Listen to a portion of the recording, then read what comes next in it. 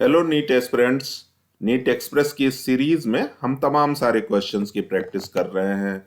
कुछ बहुत आसान से क्वेश्चंस, कुछ एप्लीकेशन बेस्ड और कुछ हम ट्विस्टेड या जिसको हम एडवांस लेवल की इंफॉर्मेशन बेस्ड क्वेश्चन कह सकते हैं, उनकी प्रैक्टिस करेंगे। इस सीक्वेंस में हमारे लिए सारे क्वेश्चन बहुत इंपॉर्टेंट, जो बहुत आसान क्वेश्चंस आपके एग्जाम में पूछे जाएंगे, उसमें टाइम फैक्टर बहुत महत्वपूर्ण। आप उन क्वेश्चंस को कितनी जल्दी और कितनी एक्यूरेसी से सॉल्व कर सकते हैं, सिलेक्शन में ये बहुत मायने रखता है। ऐसे छोटे क्वेश्चन कम समय में सॉल्व हों और गलत ना हो, तो ध्यान देना है और स्पीड को भी अपने देखना है। तो आइए, एज यूजुअल पहले आप क्वेश्चन को ट्राई करें, फिर एक्सप्लेनेशन देखें। Question: which alkene has maximum heat of hydrogenation? First option CH3CH double bond CH2 propene. B option CH2 double bond CH2 ethene. C option CH3CCH3 double bond CH3CH3।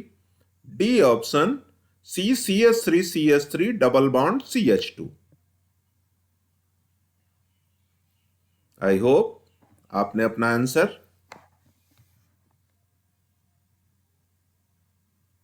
देख लिया। Correct answer is B, ethene.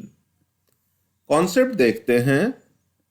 Heat of hydrogenation ये alkene की stability पे depend करता है, inversely proportional to stability of alkene.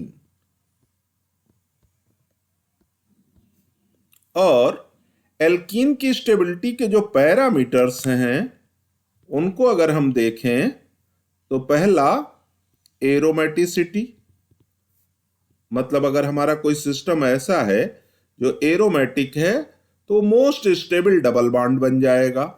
दूसरा resonance, अगर हमारा डबल बॉन्ड रेजोनेंस में इन्वॉल्व है तो वो एल्कीन स्टेबल। थर्ड क्राइटेरिया हमारा हाइपर कॉन्जुगेशन।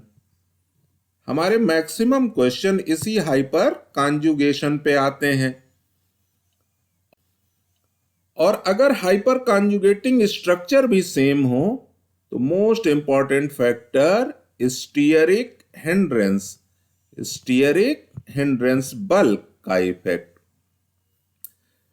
अब हम यहां देखें तो एरोमेटिसिटी जैसा कोई कॉन्सेप्ट, कोई रिंग हमको दिख नहीं रही है, कहीं डबल बॉन्ड का रिपीटिशन नहीं है, तो रेजोनेंस नहीं है। इसका मतलब ये सिंपल क्वेश्चन हमारा हाइपर कॉन्जुगेशन पर बेस्ड है।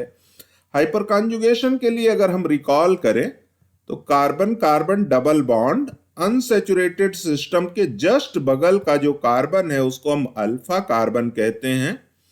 ये sp3 हाइब्रिडाइज हो और इसके पास हाइड्रोजन हो तो ये hyperconjugation, no bond, sacrificial resonance show करता है। आप सब परिचित हो इससे, तमाम सारे क्वेश्चन इस पे बनते हैं।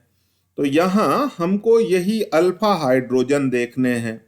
देखिए फर्स्ट ऑप्शन में कार्बन कार्बन डबल बॉन्ड के जस्ट बगल का ये कार्बन अल्फा और यहां 3 अल्फा हाइड्रोजन।